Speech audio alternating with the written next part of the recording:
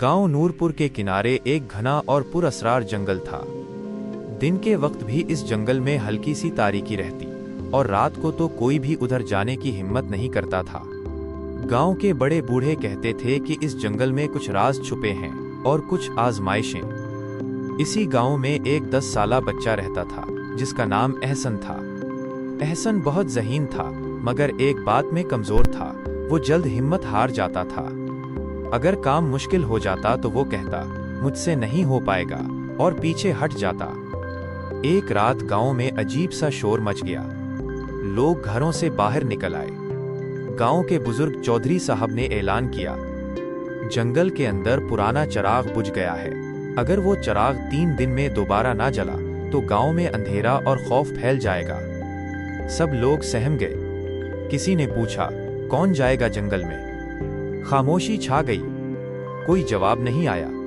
अचानक एहसन ने दिल ही दिल में सोचा, ये मौका है खुद को साबित करने का। मगर जंगल, इतना अंधेरा। उसका दिल जोर जोर से धड़कने लगा।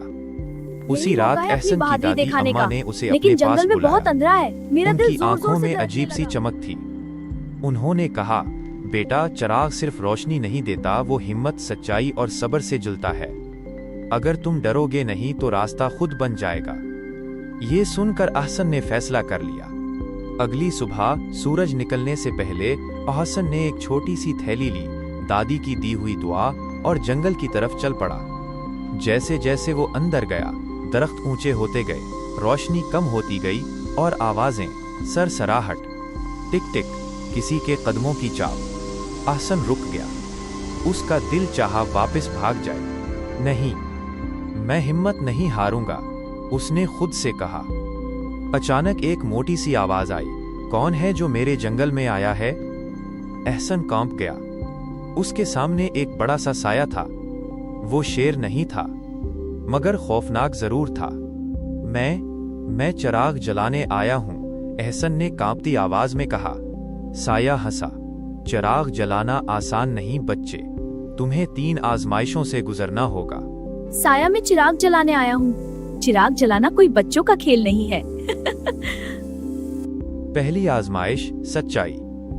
एक दरख्त के नीचे एक टूटा हुआ पल था। नीचे गहरी खाई। आवाज आई, क्या तुम डर रहे हो? एहसन ने दिल पर हाथ रखा और कहा, हाँ, मैं डर रहा हूं, मगर मैं फिर भी आगे जाऊंगा। पल खुद ब खुद ठीक हो गया।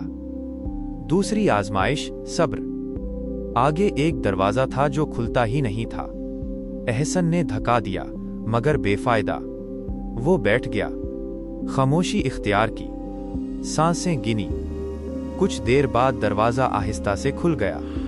तीसरी आजमाइश, हिम्मत। आखिरकार वो चिराग तक पहुंच गया, मगर वो बहुत भारी था।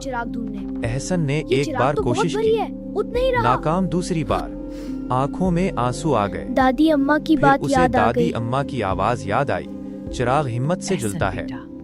उसने पूरी ताकत लगा दी और चिराग जल उठा। जी दादी। रोशनी फैल गई, अंधेरा भाग गया, जंगल रोशन हो गया। अचानक वो साया सामने आया। अब वो एक नूरानी बुजुर्ग थे।